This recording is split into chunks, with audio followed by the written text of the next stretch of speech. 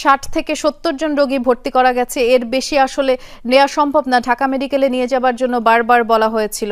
এবং তৎক্ষণাৎ আমরা দেখছিলাম যে ডাক্তারদের পক্ষ থেকে যে প্রচেষ্টা চালানো হয়েছে, কারণ বেশিরভাগ দগ্ধ রোগীদেরই আনা হয়েছে, দগ্ধ শিশু যাদের শরীরের বেশিরভাগ অংশই হয়তো পড়ে গেছে, যদিও সেটি আমরা নির্দিষ্টভাবে এখনই বলতে পারছি না, কারণ যে যার মতো কর্তব্য তার পালন করছে। এবং আমরা মিডিয়ার কর্মী যারা আছি আমরা চেষ্টা করি যাতে করে কারো কাজে কোনো ধরনের বিঘ্ন না ঘটে।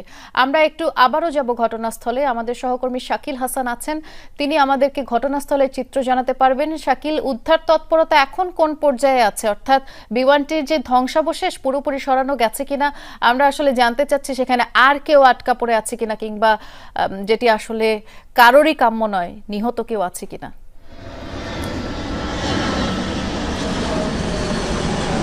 বৃষ্টি, সাময়িক খানিকটা উত্তেজনার পর আবারও উদ্ধার কার্যক্রম শুরু হয়েছে। এই কলেজের শিক্ষার্থী এবং আইনশৃঙ্খলা বাহিনীর সঙ্গে যে সাময়িক উত্তেজনা আমরা দেখছিলাম উদ্ধার কার্যক্রম নিয়ে, সেটি আপাতত স্তীমিত হয়েছে। এবং এরপরে আবার কিন্তু আপনি দেখতে পাচ্ছেন পেছনের ক্রেন যেটি নিয়ে আসা হয়েছে এই বিধ্বস্ত ভবন বিমানটি উদ্ধার করার জন্য, সেটি আবারও কাজ শুরু করেছে।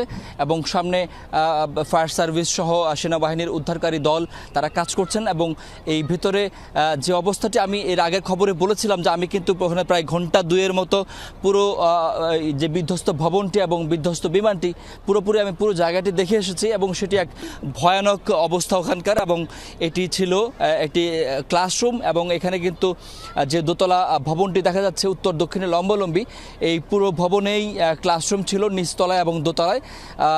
যে ভবন যে বিমানটি বিধ্বস্ত হয়েছে সেটি কিন্তু এই আমার ঠিক পেছনে অংশ পশ্চিম দিক থেকে কলেজের ভবন 5-এর দক্ষিণ পাশ দিয়ে এই বিমানটি এসে এই মাঠের ঠিক এই সাদা জায়গার ঠিক পরে যে ঘাসের যে জায়গাটি রয়েছে ঠিক সেখানে আসে পড়ে। এবং তার পরেই হচ্ছে নারকেল গাছ একটি সারিবদ্ধভাবে রয়েছে। সেই নারকেল গাছের দুটি নারকেল গাছ একদম ভেঙে সেই ভবনটি বরাবর বিমানটি ঢুকে যায়। এবং সেখানে তখন ক্লাস চলছিল, শ্রেণীকক্ষ ভরা ছিল শিক্ষার্থীরা। এবং এগুলো বেশিরভাগই হচ্ছে 1 থেকে 8ম শ্রেণী পর্যন্ত এই শ্রেণীর ক্লাস হয় এই ভবনটিতে।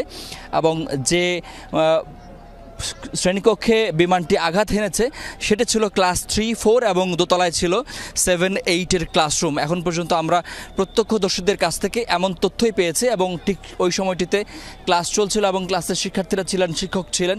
এবং আমরা যখন পেছন দিয়ে যখন ওই ক্লাসরুমের ভেতরে ঢুকেছিলাম তখন আমরা দেখতে পেয়েছি যে এই পুরো ক্লাসরুমটি দগ্ধ হয়েছে এবং পুড়ে ছাই হয়ে গেছে সব